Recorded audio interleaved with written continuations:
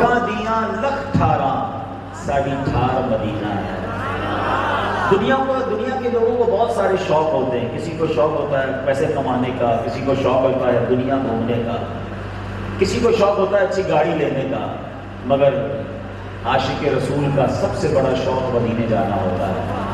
اللہ کرے کہ میرا اور آپ کا یہ حقیقی شوق بن جائے، اور جس کا یہ شوق بن جاتا ہے نا، میں نے دیکھا اس کو حاضریاں ملتی رہتی ہیں الحمدللہ۔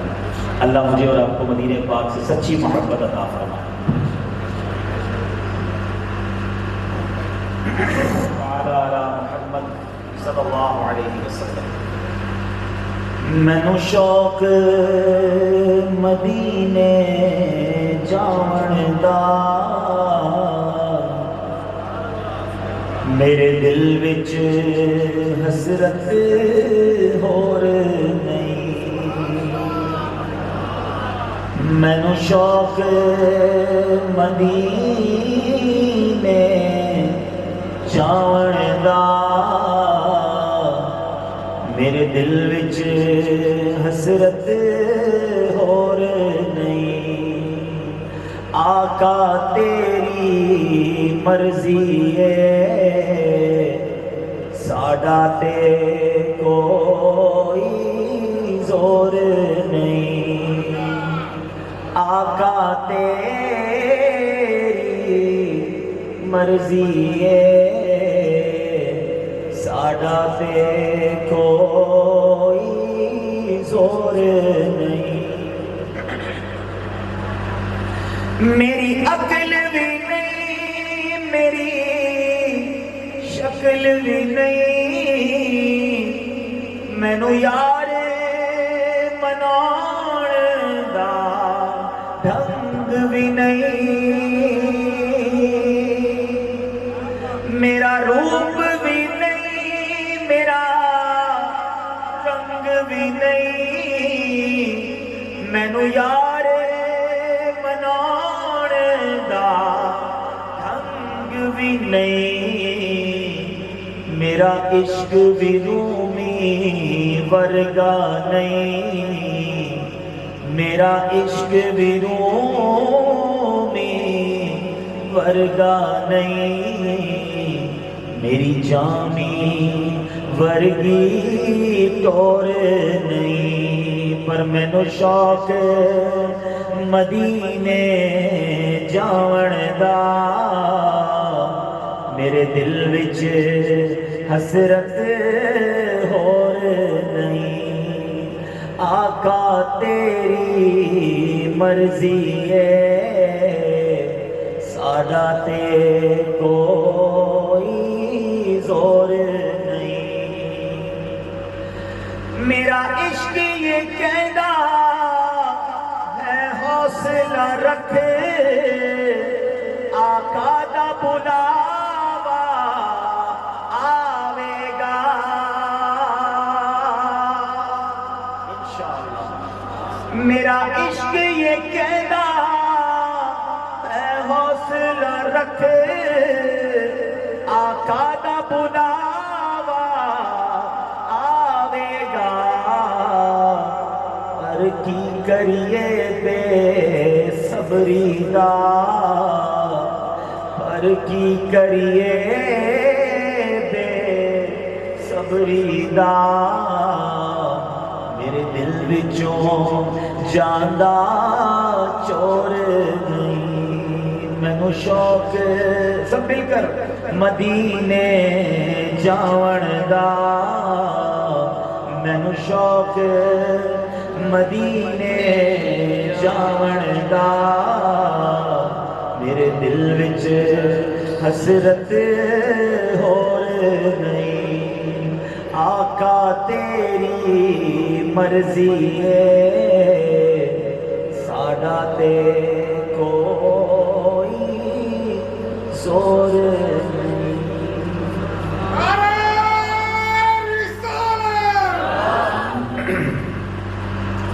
والصلاة والسلام على سید المرسلین، اما بعد فاعوذ باللہ من الشیطان الرجیم، بسم اللہ الرحمن الرحیم۔ پڑھیے الصلاۃ والسلام علیک یا رسول اللہ،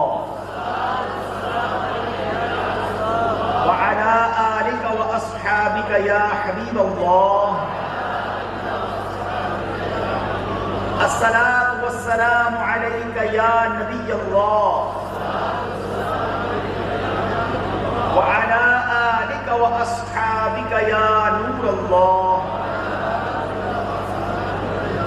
میٹھے میٹھے اسلامی بھائیوں اور مدنی چینل کے ناظرین، سوشل میڈیا کے ناظرین، آئیے کچھ اچھی اچھی نیتیں کر لیتے ہیں کہ اللہ تعالیٰ کی رضا پانے، ثواب کمانے کے لیے اول تا آخر بیان میں شرکت کروں گا، ادھر ادھر دیکھنے سے بچتے ہوئے، باتیں کرنے سے بچتے ہوئے، موبائل فون کے استعمال سے بچ کر توجہ کے ساتھ بیان سنوں گا۔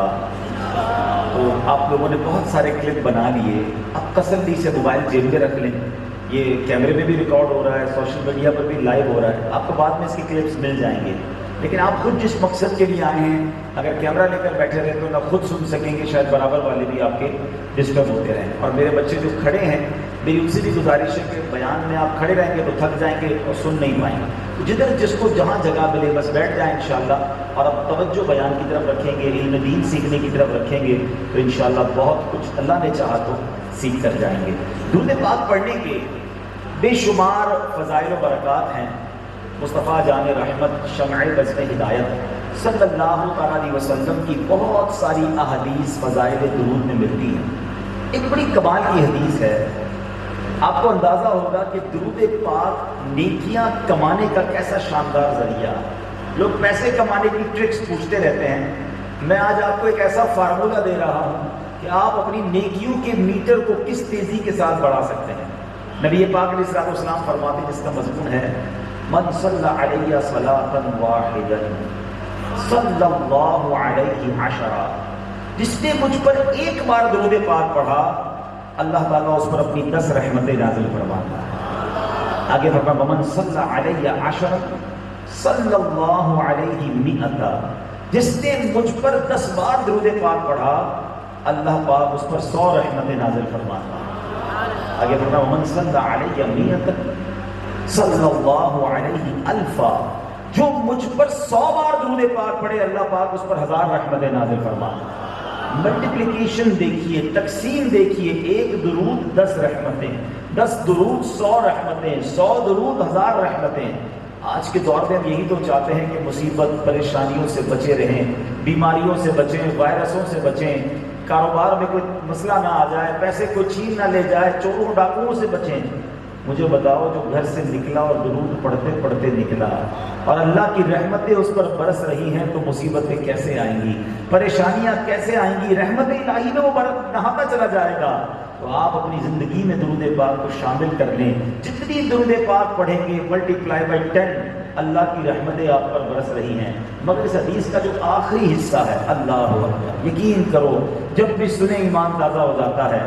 ہم غلام مصطفیٰ صلی اللہ علیہ وسلم کیا چاہتے ہیں کہ پیارے آقا کے پیچھے پیچھے جنت میں چلے جائیں، ایسا کرم ہو جائے کہ سرکار اپنے پیچھے پیچھے ہم غلاموں کو بھی لے جائیں۔ وہ شعر پڑھتے ہو نا، باغ جنت میں محمد مسکراتے جائیں گے صلی اللہ علیہ وسلم، پھول رحمت کے جھڑیں گے ہم اٹھاتے جائیں گے، خلد میں ہوگا ہمارا داخلہ اس شان سے، یا رسول اللہ کا نعرہ لگاتے جائیں گے، نعرہ رسالت۔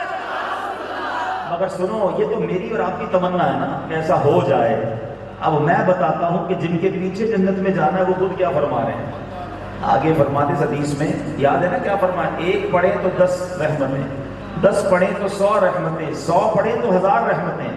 اب نبی پاک فرماتے ومن صلی علیہ الفا، جو مجھ پر 1000 بار درود پاک پڑھے، آقا فرماتے زحمت کتفہ کتفی علی باب الجنہ، آقا فرماتے جنت کے دروازے پر اس کا کاندھا میرے کاندھے سے چھو رہا ہوگا، پیچھے نہیں اپنے ساتھ جنت میں لے جائیں گے۔ 1000 بار درود پڑھنا ہے۔ انفارچونیٹلی، بدقسمتی کے ساتھ آج فضول باتوں کے لیے ٹائم ہے، آج موبائل کے ساتھ گھنٹوں لوگوں کے گزر رہے ہیں، ساری رات موبائل لے کر بیٹھے ہیں، صبح پوچھو کیا کیا تو پتہ نہیں کیا کیا، بس ٹائم گزار لیا۔ اپنے موبائل فون، فضول باتیں، دیگر چیزوں میں ہم بہت سارا وقت گزارتے ہیں، مگر ہم اللہ اور اس کے رسول کے ذکر کے لیے وقت نہیں نکال پاتے۔ خدارہ میرے میٹھے اسلامی بھائیوں، اپنی زندگی کا معمول بنائیے اور کثرت سے درود پاک اپنی زندگی میں شامل کیجیے۔ نبی پاک علیہ السلام کے ساتھ جنت میں جانا ہے تو روزانہ 1000 بار درود پاک پڑھیے۔ مجھے سچ بتاؤ 1000 بار درود پاک کا ٹائم کتنا لگتا ہے؟ بڑے آسان سے شارٹ سے درود پاک ہیں۔ الصلاۃ والسلام علیک یا رسول اللہ صلی اللہ تعالی علی محمد صلی اللہ علیہ وسلم۔ یہ درود پاک اگر آپ پڑھے 30-40 منٹس میں، 40-45 منٹ میں 1000 درود ہو جائیں گے۔ کیا پورے دن میں یہ وقت نہیں نکال سکتے؟ لیکن اجر کتنا ہے، نیکی کتنی بڑی ہے۔ ایک اور حدیث پاک سنیے، نبی پاک علیہ السلام فرماتے جس کا مضمون ہے جو روزانہ مجھ پر 1000 بار درود پاک پڑھے وہ مرے گا نہیں جب تک جنت میں اپنا گھر نہ دیکھ لے۔ مرنے سے پہلے جنت میں گھر دکھا دیا جائے گا۔ جو درود پاک کثرت سے پڑھنے والا، 1000 بار روز درود پڑھنے والا ہوگا تو اے عارف والا والو، عارف تو کہتے ہی اس کو ہے جو اللہ کو پہچان لے۔ بزرگان دین کے نام کے ساتھ لکھا ہوا ہم نے دیکھا تھا عارف باللہ، اللہ کو پہچاننے والا۔ تو آؤ آج اللہ رسول کی پہچان اپنے دل میں بسا لو اور نیت کریں کہ انشاءاللہ کثرت کے ساتھ درود پاک پڑھیں گے۔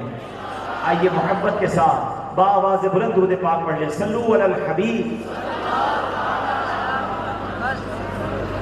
میٹھے اسلامی بھائیوں، آج میں آپ کے سامنے قرآن مجید فرقان حمید کے، ویسے تو قرآن پاک میں بہت سارے واقعات ہیں، 2 واقعات مختصراً آپ کو سنانے آیا ہوں، اور میں چاہوں گا کہ آپ نہایت توجہ کے ساتھ، نہایت ادب کے ساتھ، اللہ کے کلام کی بات ہوگی اور یہ واقعات قرآنی واقعات ہیں، اس پر آپ نے توجہ دینی ہے۔ میں چاہوں گا کہ اب اسٹیج پر بھی نقل و حرکت کو بند کر دیں۔ کوئی بھی نیا بندہ آتا ہے تو سب کی توجہ بڑھتی ہے، جتنے جس کو جہاں جگہ ملے بیٹھ جائیں۔ اللہ رسول کا ذکر ہو رہا ہے، کوئی بھی اٹھ بیٹھ نہ کرے تاکہ فوکس آپ کا بیان کی طرف رہے۔ سب سے پہلے میں بات کروں گا سورہ مائدہ کی۔ سورہ مائدہ کیوں کہتے ہیں؟ مائدہ کہتے ہیں دسترخوان، ٹھیک ہے، اور یہ اتنی عظیم سورت ہے، 6 پارے میں ہے، اور اس اتنی عظیم صورت ہے کہ یہ قرآن جب نبی پاک علیہ السلام پر وحی نازل ہوتی تھی نا، پہلے یہ سمجھو بات کہ یہ بھی نبی پاک کا ایک معجزہ ہے کہ قرآن خود کہتا ہے کہ اگر ہم اس قرآن کو کسی پہاڑ پر نازل کرتے تو خشیت الہی کی وجہ سے، اللہ کے خوف کی وجہ سے وہ پہاڑ ریزہ ہو جاتا۔ اب سوال یہ ہے کہ اگر پہاڑ ریزہ ہو جاتا تو قرآن نازل کہاں کیا جاتا؟ دنیا میں موسٹ پاورفل تھنگ، مضبوط ترین چیز اگر کوئی نظر آتی ہے تو پہاڑ ہے۔ اتنے بڑے ماؤنٹینز، بڑے ہم کہتے ہیں جناب اتنے 1000 فٹ بلند پہاڑ، قرآن کہتے ہیں پہاڑ بھی اس کا بوجھ نہ اٹھا سکتا تھا۔ پھر قرآن نازل کہاں کیا جاتا؟ کون سی جگہ بچ جاتی زمین پر جو اتنی طاقتور ہوتی جو قرآن کے بوجھ کو، اس ثقل کو اٹھا پاتی؟ اللہ اکبر، رب کریم نے اپنے محبوب علیہ السلام کے دل اقدس کو یہ طاقت بخشی۔ یہ نبی پاک کے قلب مبارک کی طاقت اور معجزہ ہے۔ اور جب پہلی وحی 40 سال کی عمر میں غار حرا میں نازل ہونی تھی تو یہ ایسے ہی نازل نہیں ہوئی، اس کا اہتمام کیا گیا، نبی پاک کے سینہ اقدس کو چیرا گیا، شق صدر کا وہ معجزہ ہوا کہ پیارے آقا کے دل اقدس میں نور کو داخل کیا گیا۔ علماء لکھتے ہیں کہ اس وقت کے شق صدر کا سبب یہ تھا کہ چونکہ اب وحی نازل ہونی تھی، قرآن اترنا تھا، دل مصطفیٰ پر وہ اور اللہ تعالیٰ کی طرف سے کرم نوازی ہوئی کہ اب قرآن کا بوجھ جو ہے وہ میرے آقا اٹھا سکیں۔ اللہ اکبر، یہ کیسا دل تھا، یہ کیسی طاقت تھی، سبحان اللہ۔ یہ ایک بار شق صدر نہیں ہوا، نبی پاک کا 4 بار شق صدر ہوا، اور سبحان اللہ بار بار نور داخل کیا گیا۔ اسی دل اقدس کی طرف اشارہ کر کے بریلی کے تاجدار لکھتے ہیں، آقا تو جو چاہے تو ابھی میل میرے دل کے دھلیں، یا رسول اللہ تو جو چاہے تو ابھی میل میرے دل کے دھلیں، کہ خدا دل نہیں کرتا کبھی میلا تیرا۔ اللہ اکبر۔ اب نبی پاک پر وحی کا سلسلہ شروع ہوتا ہے۔ صحابہ کرام بیٹھے ہوتے تھے، مگر جب دیکھتے چہرے کا رنگ بدل رہا ہے، ماتھے پر پسینہ آ رہا ہے، نبی پاک خاموش ہو گئے ہیں، صحابہ سمجھ جاتے کہ وحی نازل ہوتی ہے، قرآن اتر رہا ہے، رب کا پیغام آ رہا ہے۔ مگر سورہ مائدہ کی شان دیکھو، اس سورت کی اہمیت کا اندازہ کریں۔ حدیث پاک میں آتا ہے میرے آقا ایک اونٹنی پر سوار تھے اور سورہ مائدہ کا نزول ہونا شروع ہوا۔ اتنا بوجھ تھا کہ وہ اونٹنی جو ہے وہ بوجھ نہ اٹھا سکی. نبی پاک اس پر تشریف فرماتے اور اب وحی الہی اتر رہی ہے. صحابی رسول کہتے ہیں نبی پاک اس سواری سے نیچے اتر آئے کیونکہ وہ سواری اس کا بوجھ نہ اٹھا سکی. اس سورہ مائدہ میں ایک عظیم واقعہ ہے. کیوں کہتے ہیں اس کو دسترخوان؟ مائدہ کا مطلب دسترخوان. اس کے پیچھے کیا واقعہ موجود ہے؟ اب یہاں میں تھوڑا سا رکتا ہوں. کیا ایک مسلمان کو یہ نہیں پتا ہونا چاہیے کہ سورہ مائدہ میں کیا واقعہ ہے؟ دسترخوان کیوں کہتے ہیں اس کو؟ سورہ بقرہ کو گائے والی سورت کیوں کہتے ہیں؟ اس کے پیچھے کیا واقعہ ہے؟ ایسے قرآن میں کتنے واقعات ہیں.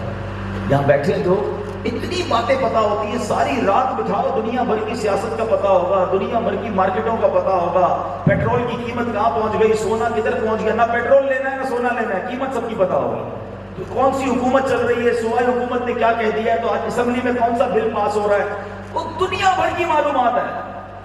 نہیں پتا تو یہ نہیں پتا کہ قرآن میں رب نے کیا فرمایا ہے. 100 کے قریب واقعات ہیں قرآن میں.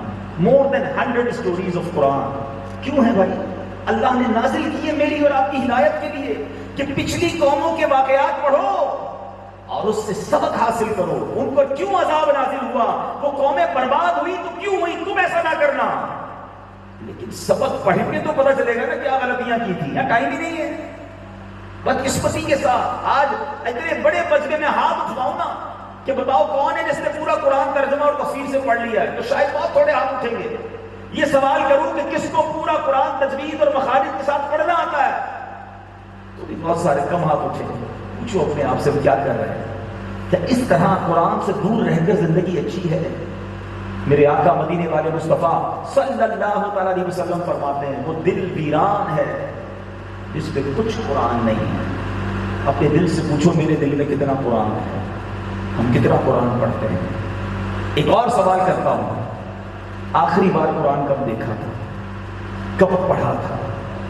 موبائل فون ہر منٹ دیکھتے ہیں, اس کا میسج نہ مس ہو جائے, اس کا پیغام نہ چلا جائے, دوستوں کے پیغام, رشتہ داروں کے پیغام, آفس کے پیغام سب پڑھتے ہیں. قرآن اللہ کا پیغام ہے, اس کو پڑھنے کا ٹائم نہیں ہے. اللہ کو جواب دے سکو گے قیامت کے دن کہ یا اللہ بہت بیزی تھا, قرآن پڑھنے کا ٹائم نہیں ملا. سب کے پیغام پڑھنے کا ٹائم ہے, رب کا پیغام پڑھنے کا وقت نہیں. نہ کریں ایسا. مسلمان ہونے کی حیثیت سے قرآن پڑھنا ہم سب پر لازمی ہے, یہ اللہ نے پیغام دیا ہمارے لیے. مگر بدقسمتی کے ساتھ بہت دور ہیں ہم قرآن سے. نوجوان بیٹھے ہیں, سب کے ہاتھ میں موبائل ہوتے ہیں, روزانہ کتنے سافٹ ویئر آن لائن کرتے ہیں. اب تو موبائل فون خود بھی بتاتا ہے کہ آپ نے آج کتنے گھنٹے کتنے سافٹ ویئر پر گزارے, کتنی بار موبائل آن کیا, سمری دیتا ہے اپنے پورے دن کی. روز سارے سافٹ ویئر آن لائن کرتے ہو, قرآن کب آن لائن کیا؟ رمضان میں. اب کب پڑھنا ہے؟ اگلے رمضان میں.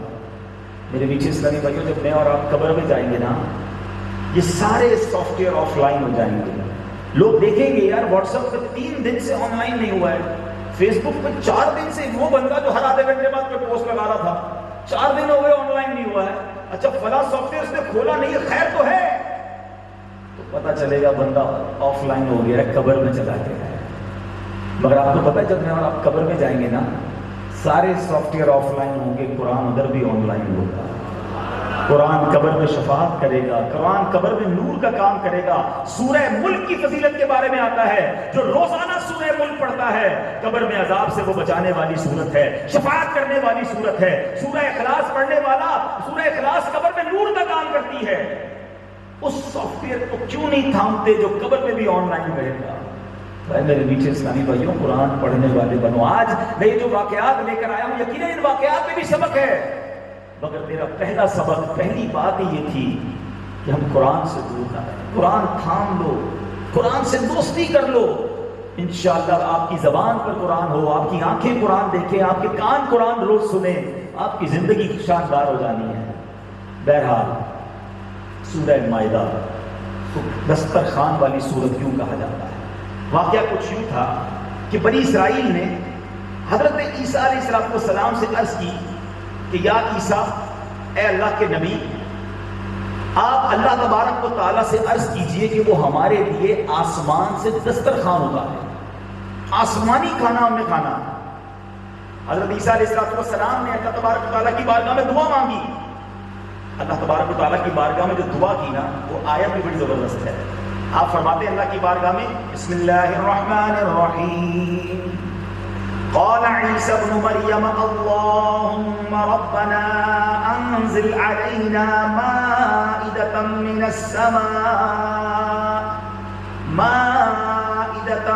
السماء تكون لنا عیدا ولنا آخرنا وآیة منک. اب ذرا اس کو سمجھیے گا, عیدا لأولنا وآخرنا وآیة منک. اب اس میں اس آیت کے ترجمے میں ایک اور خوبصورت بات ہے, میں آگے جا کے بتاؤں گا. میرا دعا یہ کی کہ عیسیٰ بن مریم نے عرض کی اے اللہ, اے رب ہمارے, ہم پر آسمان سے خان اتار, ایک دسترخوان اتار, وہ ہمارے لیے عید ہو ہمارے اگلوں پچھلوں کی اور تیری طرف سے نشانی, اور ہمیں رزق دے تو سب سے بہتر روزی دینے والا. جب یہ دعا ہوئی تو آسمان سے کیا اترا؟ اللہ تعالیٰ نے پہلے فرمایا اے عیسیٰ دسترخوان تو اتار دوں گا, لیکن اس کے بعد بنی اسرائیل میں سے جو کفر کرے گا اس کو ایسا عذاب دوں گا کہ اس تمام جہان والوں میں سے کسی کو ایسا عذاب نہ دوں گا. چنانچہ اللہ تعالیٰ کے حکم سے چند فرشتے ایک دسترخوان لے کر آسمان سے اترے جس پہ 7 مچھلیاں اور 7 روٹیاں تھیں. آسمان سے یہ کھانا اترا. حضرت ابن عباس رضی اللہ عنہ سے روایت ہے کہ فرشتے دسترخوان میں روٹی اور گوشت لے کر آسمان سے نازل ہوئے, اور بعض روایتوں میں یہ بھی ہے کہ تلی ہوئی ایک بہت بڑی مچھلی تھی جس پہ کوئی کانٹا نہیں تھا اور اس سے روغن ٹپک رہا تھا, اور اس کے سر کے پاس نمک اور دم کے پاس سرکہ تھا, اور ارد گرد قسم قسم کی سبزیاں تھیں اور 5 روٹیاں تھیں. ایک روٹی کے اوپر روغن زیتون, دوسری پر شہد, تیسری پر گھی, چوتھی پر پنیر اور 5ویں پر گوشت کی بوٹیاں تھیں. دسترخوان کے ان سامانوں کو دیکھ کر حضرت عیسیٰ علیہ السلام کے ایک حواری, آپ کے جو ساتھی تھے شمعون, انہوں نے کہا کہ اے روح اللہ یہ دسترخوان دنیا کے کھانوں میں سے ہے یا آخرت کے کھانوں میں سے ہے؟ حضرت عیسیٰ علیہ السلام نے فرمایا کہ یہ نہ تو دنیا کے کھانوں میں سے ہے اور نہ آخرت کے, بلکہ اللہ تعالیٰ نے اپنی قدرت کاملہ سے تمہارے لیے اس کھانے کو ابھی ابھی ایجاد کر کے بھیجا. اللہ اکبر. مگر آپ نے فرمایا دیکھو کھانا پیٹ بھر کے کھاؤ, مگر اس پہ خیانت نہ کرنا, کل کے لیے بچا کے نہ رکھنا, ذخیرہ نہ کرنا. اللہ اکبر. اتنی بڑی قدرت کی نشانی انہوں نے دیکھی, آسمان سے دسترخوان اترتا ہے, مگر بنی اسرائیل نے خیانت کی اور انہوں نے اگلے دن کے لیے, کچھ دنوں کے لیے ذخیرہ بنا کے چھپا لیا. اب جب یہ نافرمانی ہوئی تو اللہ پاک نے ایک ایسا عذاب نازل فرمایا کہ رات تو صحیح سوئے تھے, صبح اٹھے تو ان کے چہرے مسخ کر دیے گئے, چہرے بدل دیے گئے, کچھ لوگ خنزیر بن گئے, کچھ بندر بن گئے. پھر حضرت عیسیٰ علیہ السلام نے ان لوگوں کے لیے موت کی دعا مانگی تو تیسرے دن یہ لوگ مر کر نیست و نابود ہو گئے. کسی کو یہ معلوم بھی نہیں ہوا کہ وہ لاشیں کدھر گئیں, آسمان اچک گیا کہ زمین نگل گئی. اے میرے پیچھے اسلامی بات, یہ واقعہ ہمارے قرآن میں موجود ہے, دسترخوان والی سورت سورہ مائدہ میں موجود ہے. اب اس واقعے کو لکھنے کے بعد علماء نے, مفسرین کرام نے ہمارے لیے درس لکھا کہ اس قوم نے اللہ کے نبی کی بات نہیں مانی, ان کے نبی کی نافرمانی کی, وہ نیست و نابود ہو گئے, برباد ہو گئے, خیانت کی اللہ کی امانتوں میں. اللہ نے ایسا عذاب نازل کیا کہ ان کے چہرے بدل دیے. اب یہ ہمارے لیے کتنا بڑا درس ہے. جو حضرت عیسیٰ کی بات نہ مانے ان سے رب ناراض ہو جائے, جو عیسیٰ کے بھی آقا کی بات نہ مانے, جو جناب محمد رسول اللہ صلی اللہ علیہ وسلم کی نافرمانی کرے, بتاؤ اس کا کیا حال ہونا ہے. ٹھیک ہے عذاب نازل نہیں ہو رہا, یہ بھی نبی پاک کی ہم پر رحمت ہے, آپ رحمت للعالمین ہے نا, مگر ایک دن تو آئے گا نا جب سوال پوچھا جائے گا, جب جواب دینا ہوگا. قرآن کہتا ہے ثم لتسألن یومئذ عن النعیم, پھر اس دن تم سے ہر نعمت کے بارے میں پوچھا جائے گا. تو کیا جواب دیں گے؟ آنکھیں اس لیے دی تھی کہ اس سے حرام کام کریں گے, فلمیں ڈرامے بے حیائی کے سین دیکھیں گے, زبان اس لیے دی تھی کہ اس سے گالیاں دیں گے, بے حیائی کی باتیں کریں گے, ہاتھ اس لیے دیے تھے کہ لوگوں پر ظلم کریں گے, پیر اس لیے دیے تھے کہ حرام کے اڈوں کی طرف جائیں گے, حرام چیزیں کمانے کے لیے ہمیں اللہ تعالیٰ نے عقل اور فراست دی تھی. ایک ایک نعمت کے بارے میں. یہ امانتیں ہیں اللہ کی، یہ میری اور آپ کی نہیں ہے. ہاتھ، زبان، منہ، ناک، کان، جو کچھ میرے پاس ہے یہ سب رب کا دیا ہوا ہے. اس امانت کی خیانت کون ہے جو نہیں کر رہا؟ اپنی مرضی سے اس کو غلط استعمال کر رہے ہیں. سورہ مائدہ پیغام دے رہی ہے کہ دیکھو خیانت نہ کرنا اللہ کی امانتوں کی، ورنہ مارے جاؤ گے، پکڑے جاؤ گے، برباد ہو جاؤ گے. اور پھر اس آیت کا ایک اور شاندار جو درس علماء نے بیان کیا. دیکھیں قرآن پڑھو گے تو پتہ چلے گا. کچھ لوگ خالی خالی وسوسے پھیلا رہے ہوتے ہیں. عید میلاد النبی کو عید کیوں کہتے ہو؟ کہتے جناب یہ تو ہماری عید کا دن ہے، عید مبارک. عید تو دو ہی ہوتی ہیں. اب دیکھو قرآن پڑھتے ہوتے نا تو یہ وسوسے ڈالنے والے وسوسے نہ ڈال سکتے تھے. سبحان اللہ. دوبارہ اس آیت کا ترجمہ پڑھتا ہوں تاکہ مزید بات کلیئر ہو جائے. حضرت عیسیٰ نے اللہ سے کیا کہا تھا؟ اے اللہ، اے رب ہمارے، ہم پر آسمان سے دسترخوان اتار، وہ ہمارے لیے عید ہو، ہمارے اگلوں پچھلوں کی. یا اللہ تیری طرف سے جو نعمت اترے گی نا وہ ہمارے لیے عید ہوگی. اب ذرا سوچئے، علماء کہتے ہیں کہ آسمان سے اللہ کی نعمت دسترخوان اترے تو حضرت عیسیٰ کہیں وہ ہمارے پچھلوں کی بھی عید ہے، ہمارے اگلوں کی بھی عید ہے. تو جب نبی پاک اس دنیا میں تشریف لائیں تو وہ سب کی عید کیوں نہ ہوگی؟ بات قرآن سے سمجھ آ رہی ہے نا. آپ کہہ رہے ہیں یا اللہ دسترخوان اتار دے، وہ ہمارے لیے عید ہے. ارے وہ آقا آ جائیں جس کے لیے ساری دنیا بنی ہے، جو وجہ تخلیق کائنات ہیں. میرے آقا تو وہ ہیں جن کے دسترخوان پر ہم سارے مہمان ہیں. سید اعلیٰ حضرت کیا لکھتے ہیں؟ آسماں خان، زمین خان، زمانہ مہمان، صاحب خان لقب کس کا ہے تیرا تیرا. ارے آقا کے سبب ہم دنیا میں آئے ہیں، اب وہ آئے تو ہم عید کیوں نہ منائیں. تو بہرحال میرے پیچھے اسلامی بھائیوں، ویری شارٹ، بہت آپ چھوٹے سے طریقے سے، مختصر طریقے سے میں نے یہ واقعہ سنایا تاکہ بات بیٹھ جائے، احساس پیدا ہو. بڑے ینگسٹر اور بچے اور نوجوان یہاں بیٹھے ہیں، شوق پیدا ہو قرآن پڑھنے کا کہ کتنے امیزنگ، کتنے حیرت ناک واقعات موجود ہیں. اب چلتے ایک اور بڑا کمال کا واقعہ، حیرت انگیز بھی ہے، ہسٹوریکل بھی ہے اور تاریخی واقعہ ہے. اور وہ واقعہ ہے حضرت نوح علیہ السلام. حضرت نوح علیہ السلام یہ وہ اللہ کے نبی ہیں جن کی عمر 1000 سال سے زیادہ تھی، more than 1000 years. اور آپ نے 950 سال تبلیغ فرمائی، لوگوں کو اللہ کی طرف بلایا. مگر ان 950 سالوں میں حضرت نوح علیہ السلام پر ایمان لانے والے کتنے تھے؟ فقط 80 لوگ. بہت سارے مبلغین دعوت اسلامی بیٹھے ہیں یہاں پر، بہت سارے طلبہ مجھے سن رہے ہیں، اساتذہ بھی ہوں گے. بڑی غور سے سنیے گا میری بات. 950 سال کی تبلیغ کے بعد 80 مسلمان ہوئے. آپ کی قوم نے آپ کو بہت ستایا، مارتے تھے، آپ کو اتنا مارتے تھے کہ کئی بار آپ بے ہوش ہو جاتے اور وہ سمجھتے آپ دنیا سے چلے گئے، پھر وہ چھوڑ کے جاتے تھے، ورنہ چھوڑتے نہیں تھے. اتنا مارا، ذلیل کیا، معاذ اللہ، مطلب برا بھلا کہتے تھے، آپ کے بارے میں بتیاں کستے تھے، آپ کو بہت کچھ کہتے تھے. اللہ کے نبی کی کوئی عزت کم نہیں کر سکتا، اللہ نے انہیں بڑا عروج دیا. وہ ذلیل خود ہوتے تھے لیکن تنگ کرتے تھے، پریشان کرتے تھے. اب سنو کیا ہوا. وہ قوم جب آپ کا مذاق اڑاتی تھی، اچھا وہ قوم کی عمر اتنی زیادہ نہیں تھی، تو جب ان کی انتقال ہونے والا ہوتا تھا نا تو اپنی نسلوں کو بھی جو ہے نا وہ کہہ کر جاتے تھے کہ تم نے ان کی بات نہیں ماننی، یہ غلط بات کرتے ہیں، ہمارے باپ داداؤں کے دین سے ہمیں دور کر رہے ہیں. معاذ اللہ. بہرحال آپ کوشش کرتے رہے. 950 سالوں میں 80 لوگ مسلمان ہوئے. یہاں علماء بھی بیٹھے ہیں، دین کا کام کرنے والے بھی بیٹھے ہیں. آج ہم تھوڑا سا کوشش کرتے ہیں، کوئی جواب نہیں دیتا، کوئی ساتھ نہیں دیتا، بندہ کہتا ہے میں نے نہیں کرنا دین کا کام. نہیں جناب، نیکی کا زمانہ نہیں ہے، کوئی ساتھ ہی نہیں دیتا. میں تو ان کی بھلائی کے لیے بات کر رہا ہوں، یہ الٹا مجھ سے الجھ رہے ہیں. ہم جناب نیکی کا کام چھوڑ دیتے ہیں، مبلغ درس دینا چھوڑ دیتے ہیں، بیان کرنا چھوڑ دیتے ہیں. ہم نہیں جائیں گے قافلے میں، بھائی وہاں گئے تھے کسی نے پیار ہی نہیں دیا، ہمیں تو اہتمام ہی نہیں کیا ہمارے لیے، بس اسی لیے کر رہے تھے یہ کام. اللہ کے نبیوں کا انداز دیکھیں. ایک بات یاد کر لو میرے بچوں کہ ہمارا کام کوشش کرنا ہے، کامیابی حاصل کرنا نہیں. ہمارا کام اذان دینا ہے بس. وما علینا الا البلاغ، میرا کام پہنچا دینا ہے. اس کے بعد اگر کوئی آتا ہی نہیں آتا، یہ میرے اختیار میں نہیں ہے، لیکن مجھے اس کوشش کا ثواب تو ملے گا نا. لیکن چھوٹی چھوٹی باتوں پر ہمت ہار جاتے ہیں لوگ. کاروباری لوگ بھی بیٹھے ہیں، کوئی نیکی شروع کرتے ہیں، کسی رشتہ دار کی مدد کر رہے ہوتے ہیں، کسی کا علاج کرا رہے ہوتے ہیں، ذرا دیکھتے ہیں یار وہ تو اس طرح جواب نہیں دے رہا، نہیں بھائی نیکی کا زمانہ نہیں، میں تو نہیں کر رہا. شیطان یہی تو چاہتا تھا کہ آپ اس نیکی کے کام سے رک جائیں. رکنا نہیں ہے. اللہ کے کام میں رکاوٹیں آئیں گی, آپ جب دین کا کام کریں گے ستائیں گے لوگ. یہی تو آپ کا امتحان ہے نا. امام حسین رضی اللہ عنہ کا واقعہ یاد نہیں؟ میرے پیر و مرشد کیا خوبصورت شعر لکھتے ہیں, پیارے مبلغ معمولی سی مشکل پہ تو گھبراتا ہے, دیکھ حسین نے دین کی خاطر سارا گھر قربان کیا.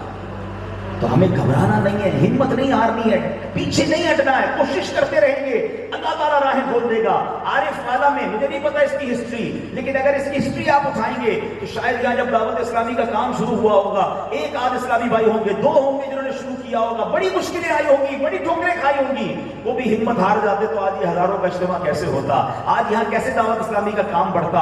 ارے سب کی بات چھوڑو, میرے پیر و مرشد کی مثال دیکھ لیں. وہ اکیلے مردے کے اندر غربت کے عالم میں دعوت اسلامی لے کر چلے. خود بتاتے ہیں مجھے کوئی قریب نہیں آنے دیتا تھا, مسجدوں میں داخلہ نہیں ملتا تھا, لوگ باتیں سناتے تھے. اگر امیر اہل سنت بھی کہتے نہیں جناب کوئی ساتھ نہیں دیتا, میں بھی گھر جاتا ہوں, تو بتاؤ آج پوری دنیا میں دعوت اسلامی کا کام نہ ہوتا, ہم اور آپ کہاں ہوتے جو نوجوان آج دعوت اسلامی کی مدنی ماحول میں ہیں. تو اللہ والے ہمت نہیں ہارتے. اس قرآنی واقعے سے پہلے یہ درس حاصل کرو. اچھا دوسری بات, اب جب 80 لوگ صرف ایمان لائے, اب اللہ تبارک و تعالیٰ کی طرف سے وحی نازل ہو گئی کہ اے نوح علیہ السلام اب کوئی اور ایمان نہیں لائے گا. ان کو بتا دیا گیا کہ اب کسی اور نے ایمان نہیں لانا. پھر آپ نے اللہ سے دعا کی کہ یا اللہ اب اگر ان کی تقدیر میں ایمان نہیں تو اب انہیں برباد کر دے. آپ نے ان کی بربادی کی دعا کر دی. تو اب آپ سے فرمایا گیا کہ اے نوح اب کشتی بناؤ. اب حضرت نوح علیہ السلام نے ساگوان کے درخت اگائے. ایک روایت کے مطابق کئی سال وہ درخت پہلے اگتے رہے, بڑے ہوئے, پھر آپ نے اس کی لکڑی کاٹی اور آپ نے اب کشتی بنانا شروع کی. اب بڑی ٹیکنیکل بات سمجھیے گا, دنیا کے کئی ملک وہ ہوتے ہیں جو لینڈ لاک کنٹریز ہوتے ہیں. کئی ملکوں میں تو ساحل ہوتا ہے, جیسے پاکستان ہے, ہمارے پاس ماشاءاللہ کراچی میں سمندر ہے, پورٹ ہے, گوادر اور علاقوں میں. لیکن کئی ملکوں میں سمندر نہیں ہوتا, اور جب سمندر نہیں ہوتا تو وہاں نیوی بھی نہیں ہوتی, بحری فوج بھی نہیں ہوتی, جہاز بھی پانی کے نہیں ہوتے, پانی نہیں ہے, اور وہ اپنا سامان کسی برابر والے ملک سے منگواتے ہیں. مثال کے طور پہ افغانستان کو دیکھ لیں. افغانستان ہمارا پڑوسی ملک ہے مگر اس کے پاس سمندر نہیں ہے. تو اب افغانستان کو جب بھی امپورٹ یا ایکسپورٹ کرنا ہوتا ہے تو وہ پاکستان سے سامان جاتا ہے. اور آپ ایک لفظ سنتے ہوں گے افغان ٹرانزٹ. اس کی وجہ یہ ہوتی ہے کہ ہمارے ملک میں ان کا سامان آتا ہے پھر بائی روڈ جاتا ہے. میں سمجھانے کے لیے بتا رہا ہوں کہ آپ جب دنیا کا نقشہ کھولیں گے نا تو کئی ملک آپ کو سمندر کے کنارے ملیں گے, اور کئی ملک ایسے ہوں گے جس کے چاروں طرف ممالک ہیں, ان کے اپنے پاس سمندر نہیں ہے. حضرت نوح علیہ السلام جس ملک میں تھے اس ملک میں سمندر ہی نہیں تھا, لینڈ لاک کنٹری تھی. آپ جنگل میں اپنے ساتھیوں کے ساتھ کشتی بنانا شروع کیا تو آپ کی قوم آپ کا مذاق اڑانے لگی کہ اے نوح کشتی بنا رہے ہو, چلاؤ گے کدھر, ہمارے ملک میں تو پانی نہیں ہے, کشتی لے کے کدھر جاؤ. اب معاذ اللہ اور برا بھلا کہنے لگے کہ پہلے تو تم کہتے تھے میں اللہ کا نبی ہوں معاذ اللہ, اور اب تم کہتے ہو کہ اب تم بڑھئی بن گئے ہو, کارپینٹر بن گئے ہو معاذ اللہ. اس طرح آپ پر تانے کسے جاتے تھے. آپ نے فرمایا تم جتنا ہنسنا ہے ہنس لو, ایک وقت آئے گا پھر ہم تم پر ہنسیں گے. کشتی بنائی گئی, بہت بڑی کشتی بنائی, 3 منزلہ, ٹھیک ہے. اور آپ کو یہ بتا دیا گیا تھا کہ ایک وقت, یہ سارا واقعہ قرآن میں موجود ہے, میں آپ کو قرآن کی صورت بتاتا ہوں, ٹھیک ہے. یہ پورا پڑھو تو سمجھ آئے گا کہ کتنا دلچسپ واقعہ ہے اور کیسا حیرت انگیز واقعہ ہے. قرآن مجید فرقان حمید میں یہ واقعہ کہاں موجود ہے یہ بھی میں آپ کو تفصیل سے بتاتا ہوں. تو بہرحال میرے میٹھے اسلامی بھائیوں, حضرت نوح علیہ السلام یہ واقعہ 12ویں پارے میں سورہ ہود میں, اور بھی کئی جگہوں پر ہے, سورہ ہود میں بڑی تفصیل کے ساتھ ہے. تو حضرت عیسیٰ علیہ السلام نے جب وہ کشتی بنائی تو آپ کو بتا دیا گیا کہ ایک تنور ہے جس میں ہم روٹی وغیرہ لگاتے ہیں, وہ اس میں جب پانی نکلنے لگے نا تو سمجھ جانا کہ طوفان آنے والا ہے, اور اپنے ایمان والوں کو کشتی میں سوار کر لینا. ایک دن ایسا آیا کہ صبح کے وقت آپ نے دیکھا کہ تنور کے اندر سے پانی ابل رہا ہے. آپ نے اپنے سارے رفقا کو کشتی میں سوار کیا, اور اس کے بعد چرندوں اور پرندوں کی جماعت کو بھی سوار کیا. ہر نر اور مادہ کا ایک جوڑا, ہر جانور کا ایک ایک جوڑا اپنی کشتی میں سوار کیا. اور اب یہ کشتی, اب یہ ہوا کیا, طوفان کیسے آیا؟ سوال یہ کہ کتنا بڑا پانی کدھر سے آیا؟ اب بارش شروع ہوئی. ایک روایت کے مطابق 40 دن تک نان اسٹاپ موسلا دھار بارش ہوئی. علیہ السلام کی کشتی دنیا میں چکر لگاتی رہی. ایک روایت کے مطابق یہ کشتی کعبہ مشرفہ کا بھی اس نے چکر لگایا, جدھر کعبہ تھا نا اس جگہ کا بھی اس کشتی نے چکر لگایا. اور اب 10 محرم کو 6 مہینے کے بعد یہ کشتی کوہ جودی پر آ کر ٹھہری۔ اب دنیا میں صرف یہی 80 لوگ باقی تھے۔ اسی لیے حضرت نوح علیہ السلام کو آدم ثانی بھی کہا جاتا ہے کہ اس کے بعد جو دنیا چلی نا، جتنے دنیا میں لوگ پیدا ہوئے وہ حضرت نوح علیہ السلام کی اولاد میں سے، آپ کی جو قوم تھی اس سے وہ پیدا ہوئے، جتنے انبیاء بھی اس کے بعد پیدا ہوئے۔ اور وہ جو چرند پرند اور وہ جانور اپنے ساتھ لے کر گئے تھے، باقی جانور بھی انہی جانوروں کی نسل سے دنیا میں پیدا ہوئے، اور یہ نسل انسانی اور جانوروں کی نسل آگے بڑھی۔ اس کی بڑی تفصیل ہے کہ یہ پھر کیسے دنیا آباد ہوئی۔ مگر میں یہاں پر اس واقعے کے بعد جو علماء نے درس دیا کہ حضرت نوح علیہ السلام نے کس پر بھروسہ کیا؟ اللہ پر بھروسہ کیا۔ آپ کے ساتھیوں نے کس پر بھروسہ کیا؟ اتنا بڑا طوفان ہے، کشتی میں ہم بھی ڈوب جائیں گے، مگر اللہ پر بھروسہ تھا۔ 6 مہینے کشتی گھومتی رہی، اللہ نے حفاظت کرنی تھی، آ کر کوہ جودی پر ٹھہری اور پھر شان والی زندگی نصیب ہوئی۔ اے میرے میٹھے اسلامی بھائیوں، اس سے سبق کیا ملتا ہے کہ جب رب پر بھروسہ ہونا تو پھر بڑے بڑے طوفان ٹل جایا کرتے ہیں، انسان کی کشتی پار لگ جاتی ہے۔ اللہ پر توکل ہو، اللہ پر بھروسہ ہو، پھر زندگی میں مشکل نہیں بچتی ہے۔ قرآن پڑھو گے تو یہ باتیں سیکھنے کو ملے گی۔ آج میں یہ بھی پیغام دینے آیا ہوں، یہاں بہت سارے اسلام بھائی بیٹھے ہیں، آج ہم سب کا مسئلہ یہ ہے، ہمیں سب پر بھروسہ ہے، ہمیں رب پر بھروسہ نہیں۔ ہم دنیا والوں پر بھروسہ تو کرتے ہیں، لوگ کہتے ہیں یار فلاں منسٹر سے دوستی ہونی چاہیے، فلاں مالدار سے رابطہ ہونا چاہیے، فلاں سے ذرا کنیکشن ہونا چاہیے، مشکل آئے گی تو بندہ مسئلہ حل کر دے گا۔ تم سب سے تعلق بنا کے رکھتے ہو، اس کے پاس کیوں نہیں جاتے جو مشکل حل کرنے والا ہے، جو مسبب الاسباب ہے، جو شافع الامراض ہے، جو قاضی الحاجات ہے، جو رافع الدرجات ہے؟ ارے وہ ساری دنیا کا خالق و مالک ہے، وہ کن فرماتا ہے تو فیکون ہو جاتا ہے، مگر ہم اسی کے پاس نہیں جاتے، اور اس کی رحمت چاہتی ہے کہ ہم اللہ سے دوستی کریں، اس کی بارگاہ میں سر جھکائیں، اسے پکاریں۔ مگر آج حال یہ ہے کہ زبان پر شکوہ تو ہے مگر رب کا شکر نہیں، بھروسہ نہیں ہے۔ اے میرے میٹھے اسلامی بھائیوں، آپ اگر بیمار ہیں نا، آپ پریشان ہیں، آپ قرضے میں ہیں، آپ کسی بھی پرابلم میں ہیں، میں آپ کو مشورہ دینے آیا ہوں، اللہ سے دوستی کر لو، اللہ پر بھروسہ پکا کر لو، توکل اپنے اندر پیدا کرو، اللہ تمہارے ساری مشکلیں آسان کر دے گا، ساری پریشانیاں دور کر دے گا۔ بس ایک بار دل سے اسے پکارے تو صحیح نا۔ مجھے بتائیے، کبھی زندگی میں سوچ سکتے ہیں آپ کہ میری اور آپ کی ماں ہمیں تکلیف میں دیکھ سکتی ہے؟ ہماری ماں ہمارے بارے میں کبھی کوئی رانگ ڈیسیژن لے سکتی ہے؟ ماں تو وہ ہستی ہے جو خود تکلیف میں رہتی ہے، ہمیں سکھ پہنچانے کی کوشش کرتی ہے۔ تو میرا رب تو 70 ماؤں سے زیادہ چاہنے والا ہے۔ جب میں اس کے دربار میں سر جھکاؤں گا، اس کی بارگاہ میں التجا پیش کروں گا، تو کیوں نہ میری مشکل آسان فرمائے گا۔ مگر پرابلم ایک اور بھی ہے کہ ہم کیا سمجھتے ہیں، یار مولانا صاحب باتیں تو بڑی اچھی کر رہے ہیں، ہم تو بابا فرید پر جا کر بھی دعا کر کے آئے، داتا حضور بھی دعا کی، اللہ نے کرم کیا، کعبے پر بھی پہنچ گئے، مکے میں جا کر بھی دعا کی، ساڈا مسئلہ ہی حل نہیں ہوا، ہماری جو خواہش تھی وہ ابھی تک کوئی نہیں ہوئی، آپ کہتے ہیں اللہ سے مانگو اللہ دے دے گا، ماں سے زیادہ چاہنے والا۔ یہ بھی شیطان کا بڑا خطرناک بات ہے، جو بندے کو ایک وقت آتا ہے جو اللہ سے دور کر دیتا ہے، دعا مانگنا ہی چھوڑ دیتا ہے، اللہ پر توکل ہی چھوڑ دیتا ہے۔ چلو آج آپ کا یہ مسئلہ حل کر دیتا ہوں، اب غور سے سنو۔ آپ کا کوئی چھوٹا سا بچہ ہو، چھوٹا بھائی ہو، طبیعت خراب ہو، بیمار ہو، بخار ہو، گلا خراب، کھانسی، اب وہ آپ سے ضد کر رہا ہے کہ ابو جان میں نے آئس کریم کھانی ہے، میں نے ٹھنڈا شربت پینا ہے، بتاؤ آپ اسے آئس کریم کھلائیں گے؟ جواب دیجیے، ٹھنڈا شربت پلائیں گے؟ وہ رو رہا ہے، آپ کے سامنے گر گڑا رہا ہے، ضد کر رہا ہے، آپ اسے نہیں دیں گے۔ اچھا آپ کا ایک دوست ساتھ بیٹھا ہے اور وہ کہے یار کیسے ظالم والد ہو، تمہارا بچہ رو رہا ہے، آئس کریم دے دو نا اسے، پلا دو ایک ٹھنڈا شربت، کیا ہوتا ہے؟ تو آپ کیا جواب دیں گے؟ آپ کہیں گے کہ میں اس کا والد ہوں، مجھے معلوم ہے مجھے کب کیا دینا ہے، یہ جواب دیتے ہو نا۔ ابھی دوں گا تو یہ اور بیمار ہو جائے گا، اس کو رونے دو، ابھی اس کا کام کر دیا، اس کو کھلا پلا دیا، یہ اور بیمار ہو جائے گا، اس کے ساتھ بھلائی یہ ہے کہ اس کو نہ دیا جائے، ایسا ہی ہے نا۔ اب تم والد ہو، تمہیں پتا ہے تمہیں بچے کو کب کیا دینا ہے، میرے مالک کو نہیں پتا مجھے کب کیا دینا ہے، وہ نہیں دے رہا، میں رو رہا ہوں، ارے یقین کرو یہی میرے لیے بہتر تھا، اس لیے نہیں دے رہا وہ، میں پیسے مانگ رہا ہوں وہ نہیں دے رہا، میں مالدار نہیں بن رہا، میں غریب ہی رہ گیا. بھروسہ کرو اس پر کہ اگر مال آتا تو ہو سکتا ہے میرا ایمان چلا جاتا. میرا رب جانتا ہے کہ میں غریب ہی ٹھیک ہوں، اس لیے مجھے نہیں دے رہا. میں اولاد مانگ رہا ہوں، مجھے بیٹا نہیں مل رہا، بیٹیوں پر بیٹیاں ہو رہی ہیں، پریشان ہوں، اتنی دعائیں کی نہیں مل رہا بیٹا. بھروسہ کرو رب پر. ہو سکتا ہے بیٹا تو نصیب میں تھا مگر وہ بیٹا آ کر مجھے ہی مار کے گھر سے نکالنے والا تھا. اللہ نے میرے لیے بہتر کر دیا، مجھے بیٹا ہی نہیں دیا.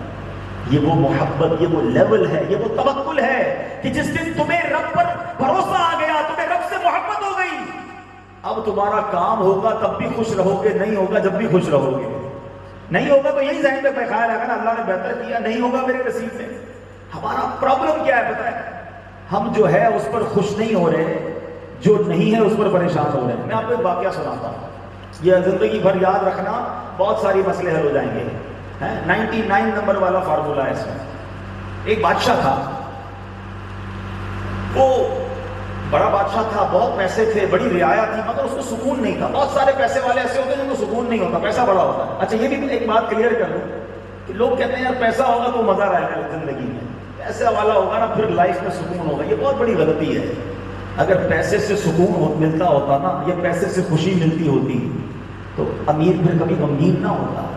ہم سے پوچھو ہم کتنے مالداروں سے ملتے ہیں، ایسے ایسے غم سناتے ہیں ہمیں رونا آ جاتا ہے، اتنی ٹینشن ان کے ساتھ لگی ہوئی ہوتی ہے. اگر پیسے خرچ کر کے خوشیاں ملتی ہوتی نا تو کوئی مالدار غمگین نہ ہوتا. خوشی اور چیز ہے، پیسہ اور چیز ہے. اللہ سے عافیت اور خوشی مانگو، سکون مانگو. ایک بادشاہ تھا، بڑے پیسے تھے اس کے پاس، وہ رات کو نیند نہیں آتی تھی اس کو، بے چینی رہتی تھی، ٹینشن رہتی تھی. وہ اپنے غلاموں کو دیکھتا تھا کھڑکی کھول کر، بڑا ہنستے تھے، بڑا کھیلتے تھے، پرسکون، فریش، مزے سے زندگی گزارتے. پیسے ان کے بچنے سے بادشاہ نے تھوڑی سی تنخواہ دینی ہوتی تھی. بادشاہ نے اپنے وزیر کو بلایا کہ یار میرے پاس دنیا بھر کی نعمتیں، نرم بستر، غلام، نوکر چاکر، محل، مجھے نہ نیند آتی ہے نہ سکون ملتا. یہ غریب لوگ کتنا ہنس کھیل رہے ہیں، کتنا ریلیکس ہیں، یہ کیا وجہ ہے؟ وزیر بڑا ہوشیار تھا، کہتا ہے بادشاہ سلامت، ان کو ذرا 99 نمبر والا فارمولا رکھا ہے، پھر پتا چلے گا. بولا یہ کیا فارمولا؟ کہ بادشاہ سلامت آپ ایسا کریں 100 سونے کی اشرفیاں دے دیں، 100 سونے کے سکے.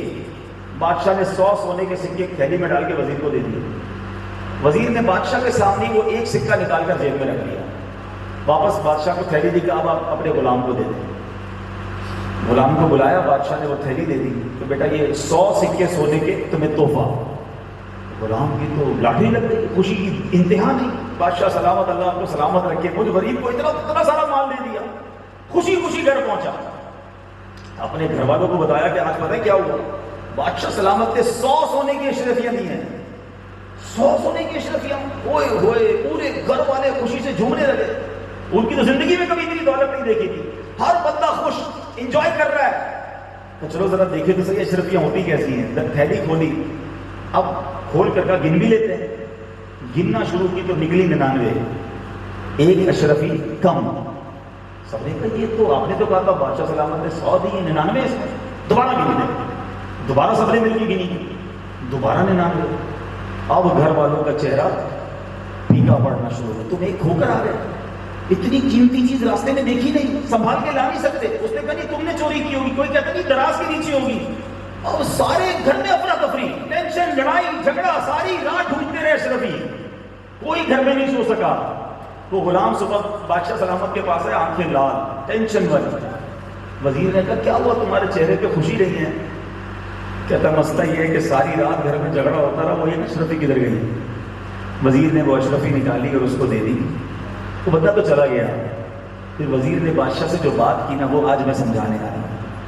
کہتا ہے بادشاہ سلامت ہم سب کا پرابلم یہ ہے، جو ہے نا ہمارے پاس ہم اس پر خوش نہیں ہو رہے، جو نہیں اس ایک کو ڈھونڈ کر لڑائی کر رہے ہیں، جو نہیں ہے اس کے لیے ٹینشن میں مبتلا ہیں، جو نہیں ہے اسی کی فکر میں بیمار ہو رہے ہیں. اے شوگر کے مریضوں، اے بلڈ پریشر کے مریضوں، اے فکر میں نیند نہ کرنے والوں، تم سے پوچھتا ہوں اللہ نے تمہیں کروڑوں سے اچھا بنایا ہے. جو ہے تم اس پر خوش نہیں ہو، جو نہیں اس کی ٹینشن میں مبتلا ہو.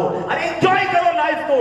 اللہ نے آنکھیں دی ہیں، اندھا نہیں بنایا، ہاتھ دیے ہیں، ٹوٹا نہیں بنایا، پیر دیے ہیں، مجھے لنگڑا نہیں بنایا، مجھے گونگا نہیں بنایا. اللہ نے زبان دی ہے. ارے جاؤ دیکھو گونگا کیسے رہتا ہے، اندھا کیسے رہتا ہے، لنگڑا کیسے رہتا ہے. تم کہتے ہو گھر چھوٹا ہے، ارے تمہیں اللہ نے گھر دیا ہے، لوگ جھوپڑیوں میں رہ رہے ہیں، ارے جھوپڑی والے ہو شکر ادا کرو، مزے کرو زندگی کے، لوگ روڈ پر سونے والے بھی مل جائیں گے، ارے آزاد تو ہو، لوگ جیلوں میں قید پڑے ہوئے ہیں، عید آتی ہے، رمضان آتی ہے، کتنی یاد آتی ہوگی ان قیدیوں کو اپنے ماں باپ کی، اپنے بچوں کی، وہ ان سے مل نہیں پا رہے، تم اپنی فیملی کے ساتھ ہو، انجوائے کرو لائف کو، اللہ نے کروڑوں سے اچھا بنایا ہے، مگر زندگی کا مسئلہ یہی ہے جو نہیں اس کی ٹینشن ہے، اسی ٹینشن میں زندگی گزر گئی، بوڑھے ہو گئے اس نہیں ایک اشرفی کو پانے کے لیے، ارے جو 99 اللہ نے دی تھی اسے انجوائے کب کرتے، اس کی خوشیاں کب مناتے، اس کی مزے کب لیتے، ہمارا یہی پرابلم ہے میرے میٹھے اسلامی بھائیوں۔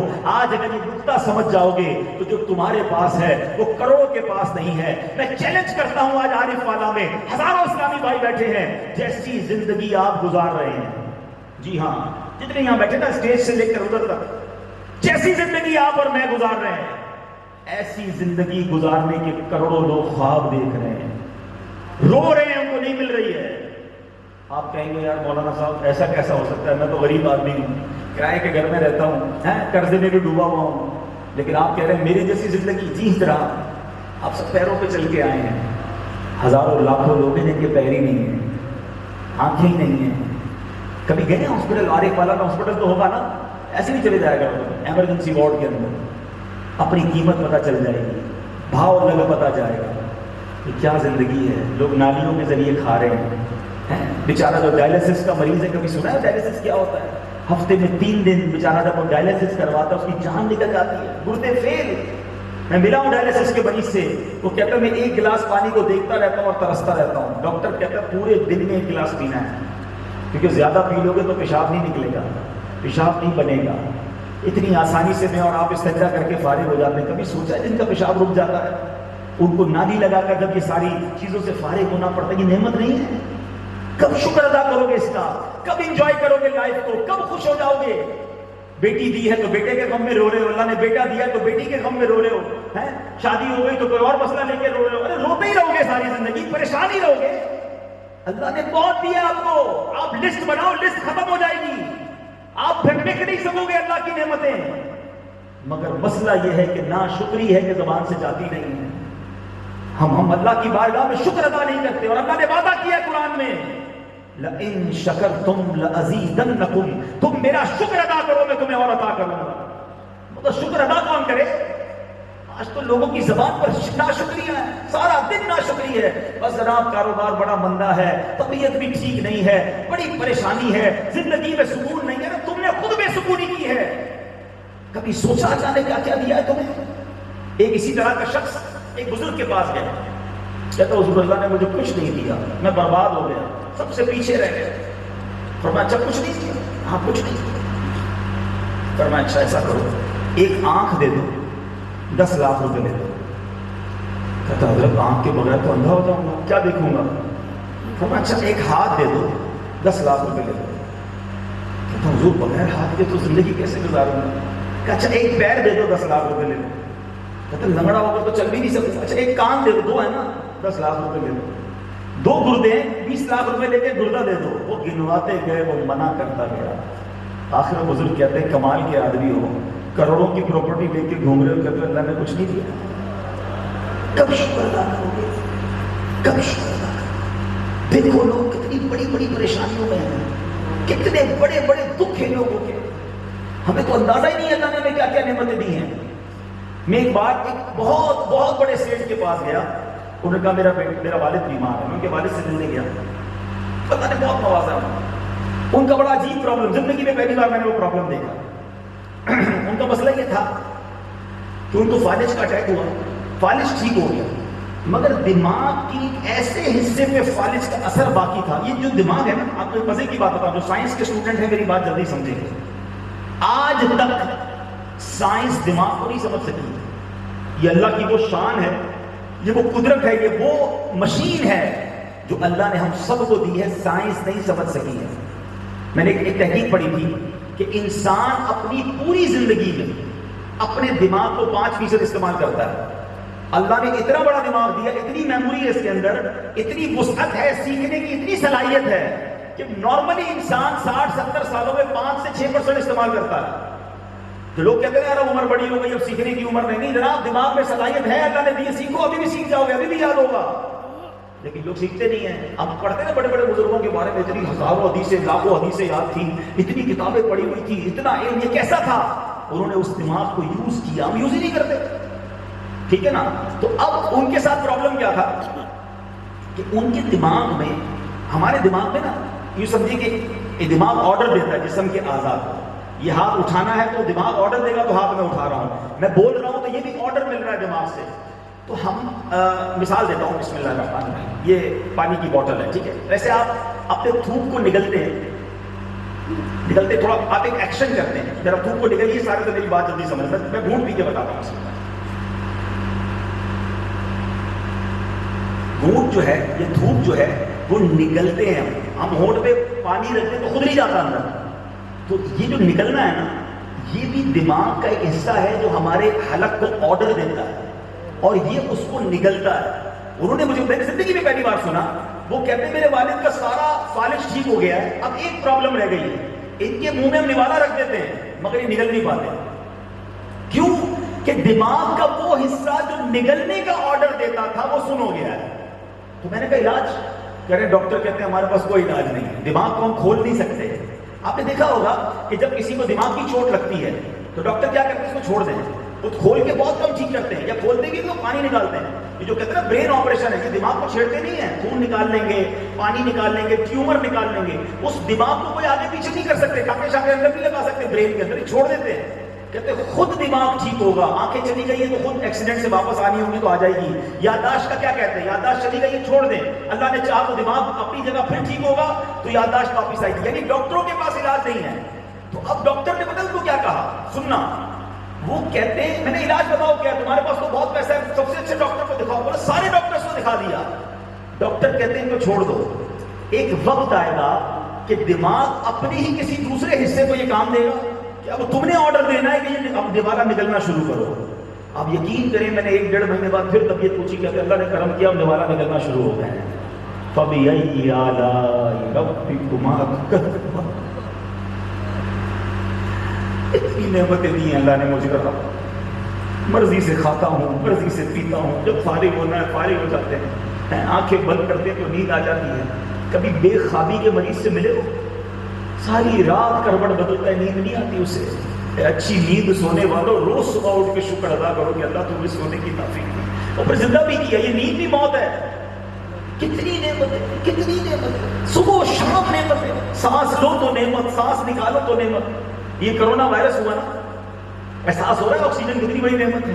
جب سانس رکتی ہے پوچھو اس سے، یہ جو پھیپھڑے دن رات کام کر رہے ہیں، سانس اندر لے رہے ہیں باہر نکال رہے ہیں بغیر کسی تکلیف کے، پوچھو کرونا وائرس کے مریض سے جب سانس رکتی ہے کہتا ہے ساری دولت لے لو، مجھے میری سانس چاہیے، میں ہوا اپنے اندر آکسیجن لے پاؤں، نہیں لے پاتا، اور آخر دنیا سے کئی لوگ چلے جاتے ہیں۔ سعودی عرب میں کیا ہوا، ایک شخص کو پرابلم ہوئی سانس کی، 12 دن اس کو آکسیجن لگائی گئی، جب آکسیجن لگا کر وہ واپس آیا تو اس کو ڈاکٹر نے بل بنا کر دیا، مثال کے طور پہ 2000 ریال کا، بہت مالدار آدمی تھا، رونے لگ گیا، کہتا ہے پیسے آپ کو زیادہ لگ رہے ہیں تو چھوڑ دیتے ہیں، کہتے نہیں میں اس لیے رو رہا ہوں کہ تم نے مجھے 10-12 دن آکسیجن لگائی تو اس کے 2000 ریال مانگ رہے ہو، مجھے 72 سال سے میرے مولا نے آکسیجن دی ہے، تو کتنا بڑا قرض ہو گیا ہوں، مجھے اللہ کو کتنا بڑا احساس دینا ہے، صرف آکسیجن کی قیمت ادا نہیں کر سکتا، اللہ نے تو کتنی نعمتیں دی ہیں، مگر زبان ہے جو ناشکری کر رہی ہے، اللہ نے کچھ نہیں دیا۔ بتاؤ نا، تم اپنے بچے کو ایک چھوٹی سی چیز دلا کر دیتے ہو اور بچہ تھینک یو نہ کہے تمہیں برا لگتا ہے۔ بیوی تمہاری اگر کبھی یہ کہہ دے کہ آپ مجھے کچھ لا کر نہیں دیتے، جھگڑا کرتے ہو گے، اتنی ساری چیزیں لا کر بھی پھر بھی بول رہی ہو، تمہیں برا لگتا ہے، تم روز رب کی بارگاہ میں یہ کہتے ہو اللہ تو نے کچھ نہیں دیا۔ یہ اللہ کے غضب کو دعوت دینا نہیں، اللہ نے قرآن میں ہی فرمایا ہے کہ میرا شکر ادا کرو تو میں تمہیں اور دوں گا، اور ناشکری کرو گے تو میرا عذاب بہت سخت ہے۔ نہ کرو میرے پیچھے اسلامی بھائیو، ہمارا پرابلم ہی ہو گیا ہے، ہم نے اپنے ذہن پر ٹینشنیں سوار کر لی، جو ہے اس کو بھول گئے۔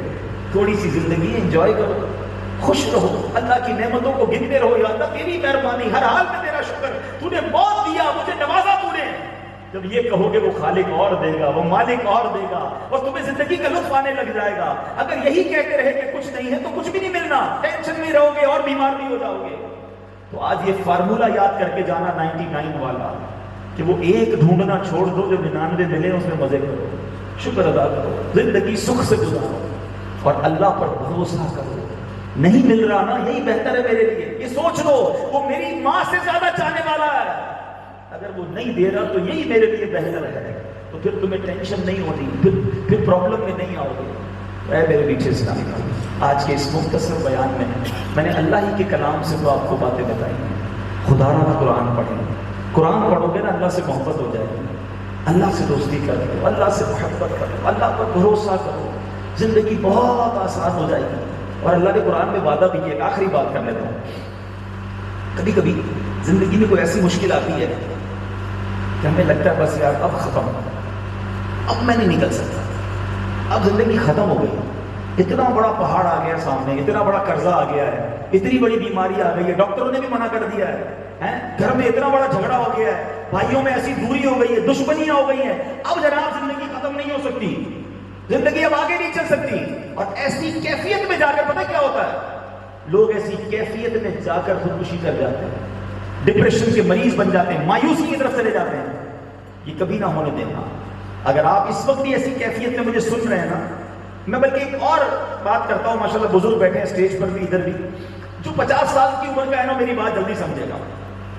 میں آپ سے ایک سوال کرتا ہوں، آپ کی زندگی میں کبھی ایسا وقت ضرور آیا ہوگا ان 50 سالوں میں، کئیوں میں تو 2 بار آ گیا ہوگا، کہ جب آپ کو لگتا ہوگا یار اب نہیں نکل سکتا، پھنس گیا، کاروبار میں، فیملی میں، بیماری میں، دوستوں میں، کوئی ایسا معاملہ ہوا ہوگا کہ آپ کو لگتا ہوگا یار اب میں گیا، یہ اتنا بڑا مسئلہ حل کیسے ہوگا، اب بہت پریشان ہو گئے تھے، اور اب آپ سوچے اس بات کو تو آپ سوچیں گے یار یہ کیسے ٹھیک ہو گیا، ایسا اچانک سب ختم ہو گیا، دوبارہ میں نارمل لائف میں آ گیا، ایسا ہوا ہوگا۔ کئی ایسے لوگ ملیں گے آپ کو، یہ پتہ کیوں ہوتا ہے؟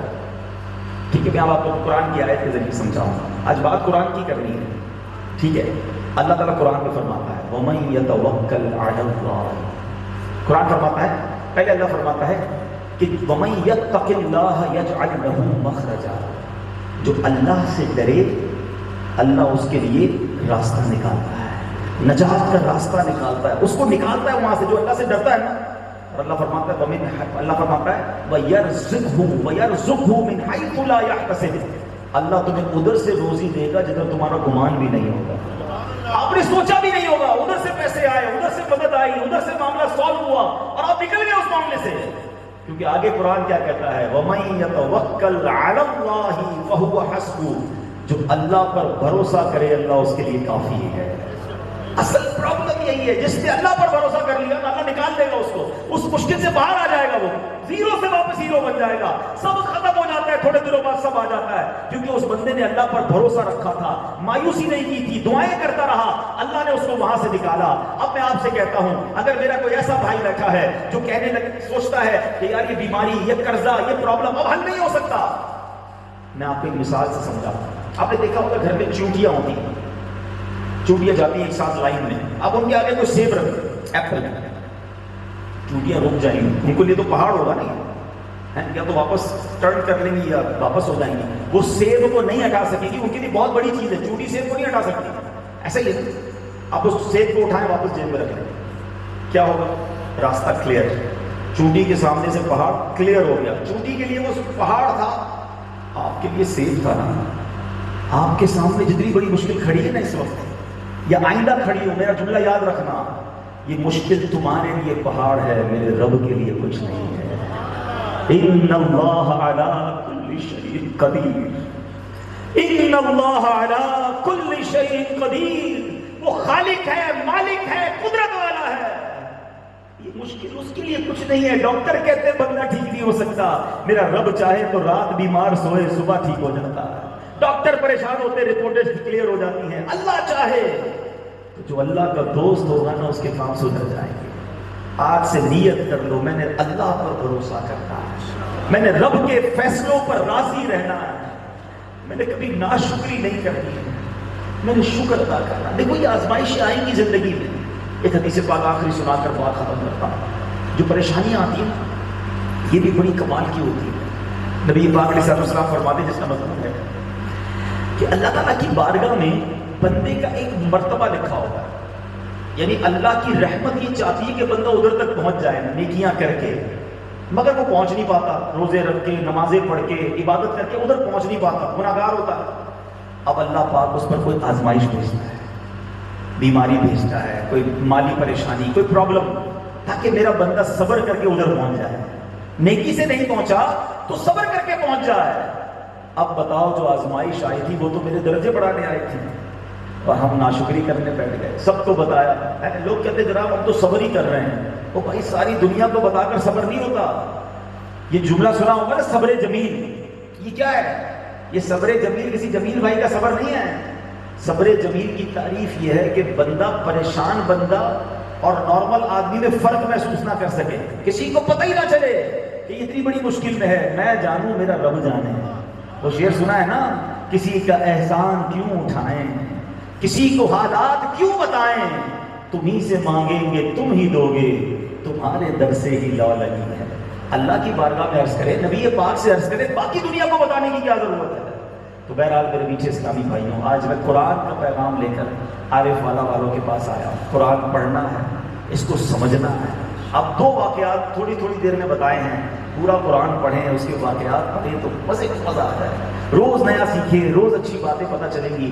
تو ماشاءاللہ ہمارے علماء نے بڑا آسان کر دیا ہمارے لیے.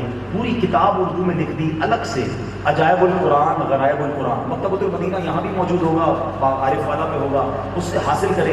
100 سے زیادہ قرآنی واقعات ہیں تفصیلی کے ساتھ، سبق بھی اس میں لکھا ہوا ہے. خود بھی پڑھے، اپنے بچوں کو بٹھا کر سنائیں. آؤ بچوں آج قرآن کی کہانی سناتا ہوں. کتنا اچھا لگے گا، آپ کے گھر میں قرآن کا ذکر ہو رہا ہوگا. اور پھر ماشاءاللہ پورا قرآن تفسیر سے پڑھنا ہے. پہلے تفسیر قرآن کے بارے میں لوگ کہتے تھے بڑی پرانی اردو ہے، ویری ڈیفیکلٹ، بہت مشکل ہے پڑھنا. دعوت اسلامی نے وہ بھی آسان کر دیا.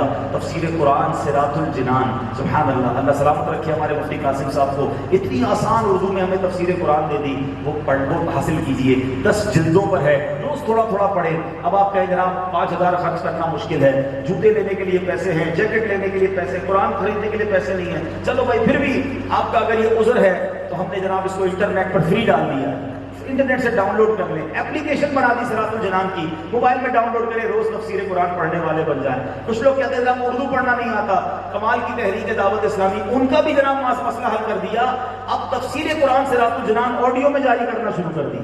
سن تو سکتے ہو بھائی، تو روز 5 منٹ سن لیا کرو تاکہ قرآن ہمارے ذہنوں میں اترنا شروع ہو جائے، دلوں میں بسنا شروع ہو جائے. تو بہرحال جس کو قرآن پڑھنا ہے، سمجھنا ہے، اس کے لیے دعوت اسلامی کے پاس بہت سارے مواقع ہیں. مدرسۃ المدینہ بالغان گلی گلی میں ہم نے بنا دیے بڑوں کے لیے. بچوں کے مدرسے الگ بنائے، بچیوں کے مدرسے الگ بنائے. اے میرے پیچھے اسلامی بھائیوں، قرآن کی خدمت جو دعوت اسلامی کر رہی ہے، اس کی مثال نہیں ملتی. تو آج ہم سب نیت کر کے جائیں گے انشاءاللہ روزانہ قرآن پڑھیں گے. انشاءاللہ دعوت اسلامی کے مدرسوں میں شامل ہو جائیں، روز قرآن پڑھیں گے، روز سمجھیں گے، بے شک تھوڑا پڑھیں. انشاءاللہ اللہ نے چاہا ہم اپنی زندگی میں واضح فرق دیکھیں گے. اللہ پاک مجھے بھی اور آپ کو قرآن پڑھنے والا بنائے، نمازوں کا پابند بنائے، اپنی ذات پر، رب اپنی ذات پر مجھے اور آپ کو بھروسہ کرنے والا بنا دے، اور صبر اور شکر والے بندوں میں ہمیں بھی شامل فرمائے.